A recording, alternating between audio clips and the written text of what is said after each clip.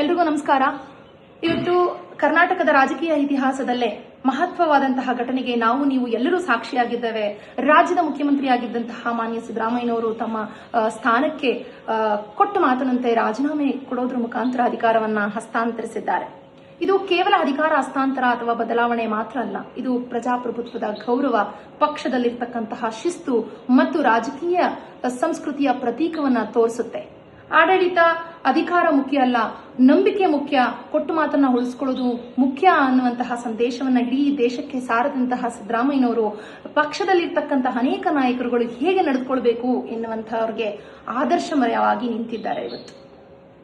ಅಧಿಕಾರ ಇವತ್ತು ಬರ್ತದೆ, ನಾಳೆ ಹೋಗ್ತದೆ, ಬಟ್ ನಂಬಿಕೆ ಮುಖ್ಯ, ಕೊಟ್ಟು ಮಾತನ್ನ ಉಳಿಸ್ಕೊಳ್ಳೋದು ಮುಖ್ಯ ಎನ್ನುವಂಥದ್ದನ್ನ ಮತ್ತೊಮ್ಮೆ ತಮ್ಮ ರಾಜಕೀಯ ಜೀವನದಲ್ಲಿ ಸಾಬೀತುಪಡಿಸಿದ್ರು ಸಿದ್ದರಾಮಯ್ಯನವರು. ಇದರ ಮುಖೇನ ಕೆಲವರಿಗೆ ಅಧಿಕಾರ ಅಂತಕ್ಕಂಥದ್ದು ಅಂಟಿಕೊಂಡಿರ್ತಕ್ಕಂಥ ಹಾಸನ ಆಗಿರ್ಬೋದು, ಆದ್ರೆ ಸಿದ್ದರಾಮಯ್ಯನವರಿಗೆ ಅಧಿಕಾರ ಅಂತಕ್ಕಂಥದ್ದು ಒಂದು ಜವಾಬ್ದಾರಿಯಾಗಿತ್ತು. ಸುದೀರ್ಘ ಕಾಲ ಆಡಳಿತ ನಡೆಸಿದಂತಹ ಮುಖ್ಯಮಂತ್ರಿ ಎಂಬ ದಾಖಲೆಯೊಂದಿಗೆ ಅನೇಕ ಜನರ ನೋವು ನಲಿವುಗಳಿಗೆ ಸ್ಪಂದಿಸಿದ್ದಾರೆ. ಅದರಲ್ಲೂ ವಿಶೇಷವಾಗಿ ಗ್ಯಾರಂಟಿ ಯೋಜನೆಗಳ ಮುಖಾಂತರ ಜನರ ಕಷ್ಟಕ್ಕೆ ಸ್ಪಂದಿಸಿದ್ದಾರೆ, ಜನರ ಪ್ರೀತಿಗೆ ಪಾತ್ರರಾಗಿದ್ದಾರೆ.